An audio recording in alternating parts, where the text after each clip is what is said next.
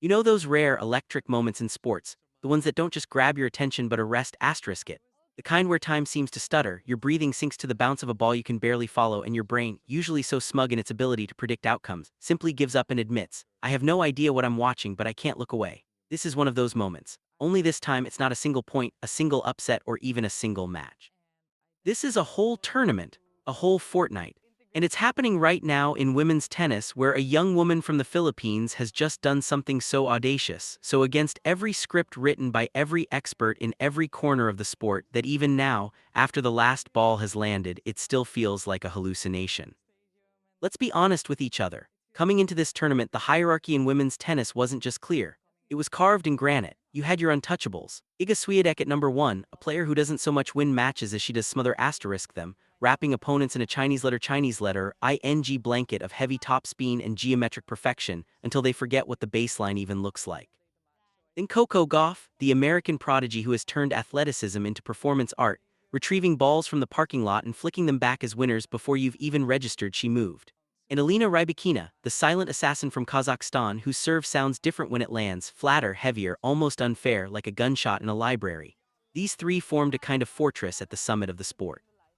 Beating one of them in a single match was a career-defining moment. Beating all of them in the same tournament, back-to-back-to-back-ish, that wasn't a conversation, that was fantasy, until Alex made it a documentary.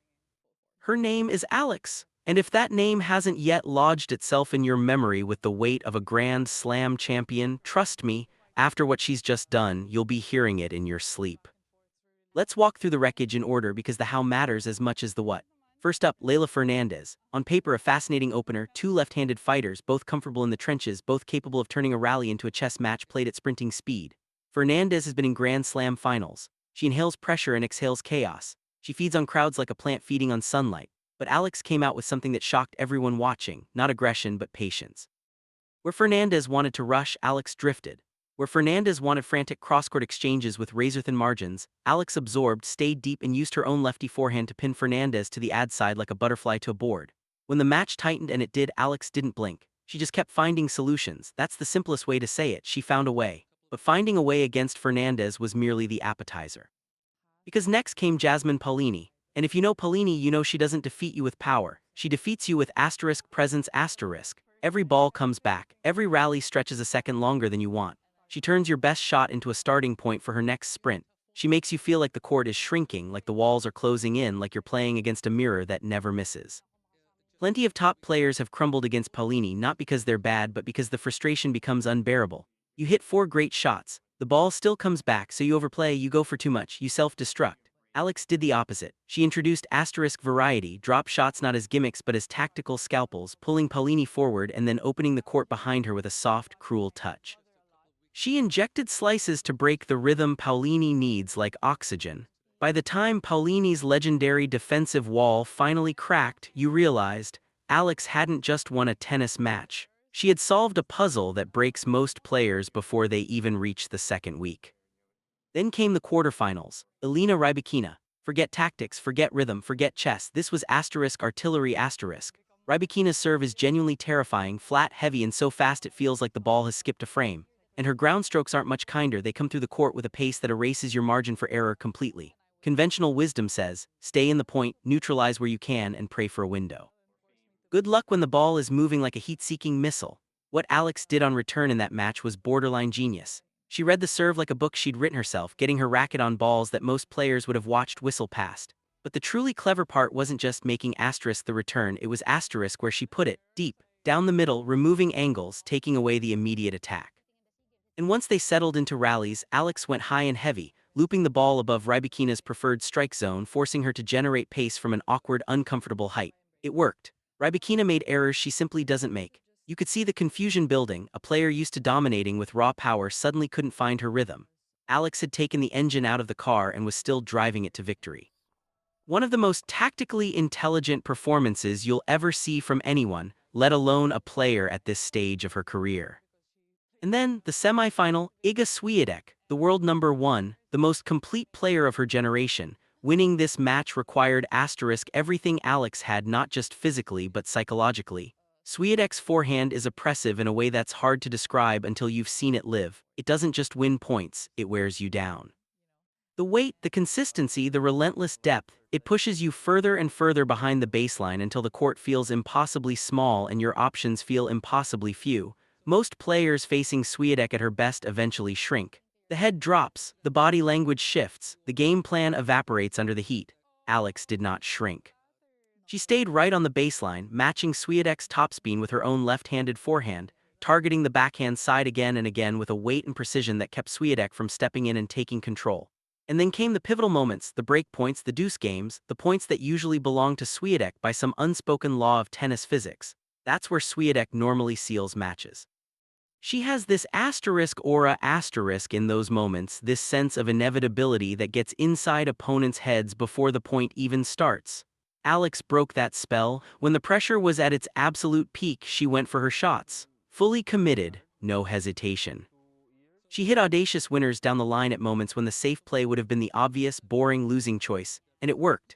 As the match progressed, you could see something shift. Swiatek, for the first time in a long time, looked like she didn't quite know the answer. The crowd felt it. The commentators felt it. And when that final point landed, when Alex had officially beaten the best player in the world, the stadium didn't just applaud. It erupted asterisk like a volcano that had been promised an eruption for years and finally got permission. But here's what makes this entire story almost incomprehensible.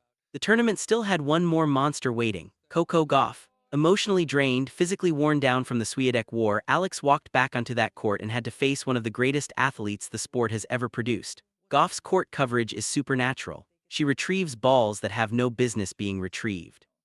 She defends with such ferocious intensity that she flips the momentum of entire points mid-flight, turning you from attacker to defender before you've even realized the roles have swapped. And she asterisk thrives when the crowd is behind her, using that energy like jet fuel. A lesser player, after what Alex had already survived, would have had nothing left. Legs heavy, mind foggy, shots tentative. What Alex produced instead was one of the most physically brave performances you will ever see. She made an early decision. She was not going to let Gauff dictate from the back of the court.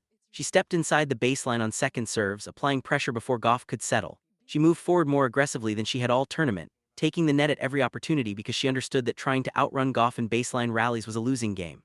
The net game was beautiful, clean, confident, with soft hands that belied the exhaustion screaming through her legs. The match went deep. Gauff fought back every time Alex pushed ahead. The rallies were brutal, lung-burning exchanges that had the crowd on its feet from the first game to the last. But in those defining moments at the end, when everything was on the line, when a single hesitation would have ended the dream, Alex swung freely. No hesitation, no second-guessing, just pure unadorned belief translated into clean, decisive shot-making. She won. She actually won. Read that list again. Slowly: Fernandez, Paulini, Rybakina, Swiatek, Gauff. 5 of the most accomplished women in professional tennis, beaten consecutively by a young player from the Philippines who was never supposed to get this far this fast. Nobody draws up a path to the final that looks like that. It's not a run. It's a asterisk statement asterisk. It's a young woman looking at every obstacle the sport could possibly put in front of her. Different styles, different weapons, different psychological traps. And dismantling each one with a different answer, a different tool from a growing collection that frankly none of us knew was this complete yet. Here's what else is happening, away from the courts, away from the statistics. Back in the Philippines, this story has ignited something deep. Millions of people watching on their screens at all hours, staying up through the night, through the early morning, through the exhaustion of daily life, to witness something they always hoped was possible but never quite let themselves fully believe. Sport has this unique, almost unfair power. It can collapse the distance between a dream and reality in the span of a single forehand. And right now, Alex is doing exactly that. She's making the impossible feel not just possible but asterisk inevitable asterisk, at least when she's the one holding the racket. For the sport itself, this is a seismic shift. The established order has been rattled in a way it hasn't been in years. The players in that locker room have watched everything unfold and they know what it means. There's a new force on this tour, fearless, tactically sophisticated, mentally bulletproof, and still getting better. And that's the genuinely scary part, not what Alex has already done, but the fact that she's still learning asterisk. She's still growing into herself as a player. If this is what she looks like right now, this complete, this composed, this dangerous, then what does 2 or 3 years from now look like? What does a fully matured Alex look like? That's not a question, that's a warning. The final is still to come, and whatever happens in that match, win or lose, straight sets or 3-hour war, the story is already written in permanent ink. Alex has given us the most extraordinary individual tournament run in recent women's tennis history. A run that will be referenced and debated and marveled at for years, rewatched in highlight reels and whispered about in coaching clinics. She has forced every analyst, every pundit, and every fan to completely recalibrate their understanding of what is possible. That's not something a single result can undo. That's legacy built point by point, match by match, over two of the most breathtaking weeks this sport has ever produced. So if you've been watching this unfold, if you felt that particular electricity that only genuine sporting history can generate, then you already know how rare this is. Don't take your eyes off it. The final is next. And something tells me, something in the way she moves, something in the way she never blinked, something in the way she looked at five of the best players in the world and said, "Not today," that the best chapter hasn't been written yet.